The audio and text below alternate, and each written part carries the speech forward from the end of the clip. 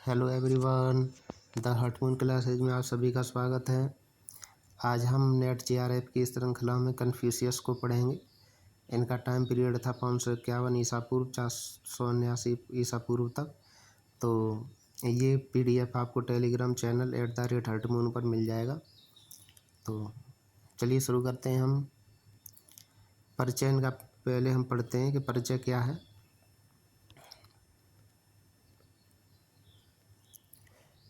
Confucius प्राचीन चीन के महान दार्शनिक, शिक्षक और नैतिक चिंतक थे। इन्हें चीनी सभ्यता का सबसे प्रभावशाली विचारक माना जाता है। इनके विचारों पर आधारित दर्शन को कन्फ्यूशियसवाद कहा जाता है, जिसने लगभग 2000 वर्षों तक चीन की राजनीति, समाज, शिक्षा और प्रशासन को प्रभावित किया। इनका जन्म 551 ईसा पूर्व लू राज्य वर्तमान शेडोंग प्रांत चीन में हुआ था। इनकी मृत्यु 479 ईसा पूर्व में हुई, लगभग 72 वर्ष की आयु में। कन्फ्यूशियस का जन्म एक साधारण परिवार में हुआ। बचपन में ही पिता की मृत्यु हो गई। उन्होंने शिक्षा प्राप्त करके शिक्षक के रूप में कार्य किया और बाद में लू राज्य में प्रशासनिक पदों पर भी कार्य किया। इनकी कुछ विचारधाराएं थी, आइडियोलॉजी थी। कन्फ्यूशियसवाद नैतिक राजनीति, सदाचारवाद, सामाजिक समरसता और योग्यता आधारित शासन। इनकी प्रमुख रचनाएं हैं। कन्फ्यूशियस ने स्वयं बहुत कम लिखा। उनके विचार उनके शिष्यों द्वारा संकलित किए गए, इकट्ठे किए गए। इनकी 5 शास्त्रीय ग्रंथ रहे। क्लासिक ऑफ पोएट्री, प्राचीन चीनी कविताओं का संग्रह है। बुक ऑफ डॉक्यूमेंट्स, ऐतिहासिक दस्तावेज और शासकों के भाषण हैं इसमें। बुक ऑफ चेंजेस, दार्शनिक एवं आध्यात्मिक ग्रंथ है ये। क्लासिक ऑफ रितेज, सामाजिक और धार्मिक रीति रिवाज हैं। स्प्रिंग एंड ऑटम्स एनल्स, इसमें लू राज्य का इतिहास दिया हुआ है। और अवधि 722 से 481 ईसा पूर्व में 4 किताबें लिखी गईं। द एनालेक्ट्स, ये कन्फ्यूशियस के विचारों का सबसे महत्वपूर्ण स्रोत और मृत्यु के बाद शिष्यों के द्वारा संकलित किया गया। Great learning, doctrine of the mean और मेंसियस। इनके प्रमुख सिद्धांत हैं कुछ। जुंजी कन्फ्यूशियस का आदर्श व्यक्ति। इसकी विशेषताएं, ये नैतिक होना चाहिए, ईमानदार होना चाहिए, अनुशासित होना चाहिए और न्यायप्रिय होने चाहिए। यानी जुंजी में कौन कौन सी विशेषताएं हो? नैतिकता हो, ईमानदारी हो, अनुशासित हो और न्यायप्रियता हो। और जुंजी का अवधारणा कन्फ्यूशियस ने दी। अगला सिद्धांत है रैन, मानवतावाद। इसकी विशेषताएं होनी चाहिए प्रेम, दया, करुणा, मानवता। कन्फ्यूशियस के अनुसार रैन सर्वोच्च नैतिक गुण है। ली यानी रीति रिवाज, सामाजिक अनुशासन, परंपराओं का पालन इसकी विशेषता है। शिष्टाचार और ली समाज में व्यवस्था बनाए रखना इसकी विशेषताएं हैं। फिलियल पायटी यानी पितृभक्ति, माता पिता का सम्मान, परिवार के प्रति निष्ठा होना चाहिए। कन्फ्यूशियस के अनुसार परिवार समाज की आधारभूत इकाई है। रेक्टिफिकेशन ऑफ नेम्स, कन्फ्यूशियस का मानना था कि यदि नाम सही नहीं है तो भाषा सही नहीं होगी, यदि भाषा सही नहीं है तो समाज में व्यवस्था नहीं रहेगी। अर्थात प्रत्येक व्यक्ति को अपनी भूमिका का सही निर्वाह करना चाहिए। फिर राज्य और शासन संबंधी विचार हैं कुछ। तो राज्य और शासन संबंधी क्या है कि नैतिक शासक होना चाहिए राज्य में।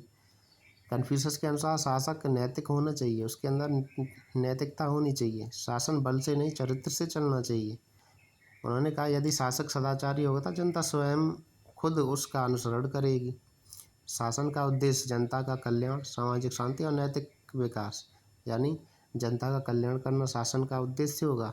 यानी कोई शासक बनेगा तो वो क्या उसका उद्देश्य होगा? जनता का कल्याण करेगा, सामाजिक शांति लाएगा और नैतिक विकास करेगा। कन्फ्यूशियस आधुनिक लोकतंत्र के समर्थक नहीं थे, लेकिन उन्होंने शासक की नैतिक जवाबदेही पर बल दिया। शिक्षा संबंधी विचार, कन्फ्यूशियस पहले ऐसे चीनी शिक्षक थे जिन्होंने कहा शिक्षा सभी के लिए होनी चाहिए। उनका मानना था जन्म नहीं, योग्यता महत्वपूर्ण है। यानी जन्म से इंसान महत्वपूर्ण नहीं होता, योग्यता से महत्वपूर्ण होता है। शिक्षा से चरित्र निर्माण होता है। योगदान उन्होंने किस में दिए? मेरिटोक्रेसी, योग्यता आधारित शासन में उनका महत्वपूर्ण योगदान है। उसमें क्या हुआ कि चीन की सिविल सर्विस एग्जामिनेशन प्रणाली का आधार ये बने। नैतिक राजनीति में नैतिकता को सर्वोच्च स्थान दिया। सामाजिक समरसता, परिवार, समाज और राज्य के बीच संतुलन स्थापित करने का प्रयास किया। चीनी सभ्यता पर प्रभाव। लगभग 2000 वर्षों तक चीन की प्रशासनिक व्यवस्था कन्फ्यूशियसवाद से प्रभावित रही। अब कुछ प्रश्न दिए हैं इसमें। कन्फ्यूशियसवाद का संस्थापक कौन था? कन्फ्यूशियस। जुंजी की अवधारणा किसने दी? मेरिटोक्रेसी के प्रारंभिक समर्थक कौन था? सिविल सर्विस एग्जामिनेशन का वैचारिक आधार किसने दिया?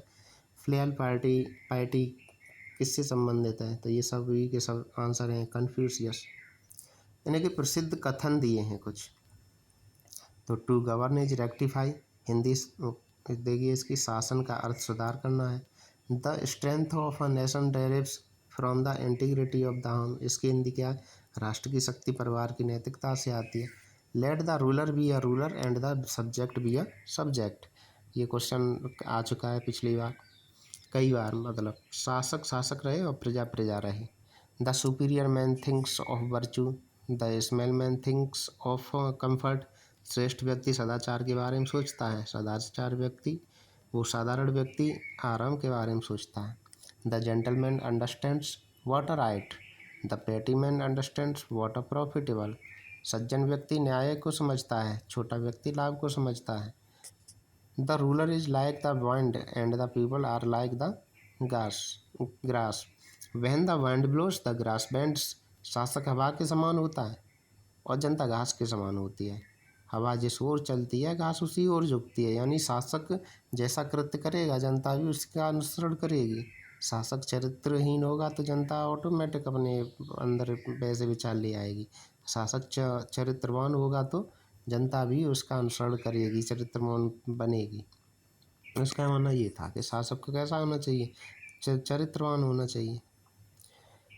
आलोचना, लोकतंत्र का स्पष्ट समर्थन नहीं किया, महिलाओं की भूमिका सीमित मानी, परंपराओं पर अत्यधिक जोर दिया, सामाजिक पदानुक्रम को उचित ठहराने का आरोप है इन पर।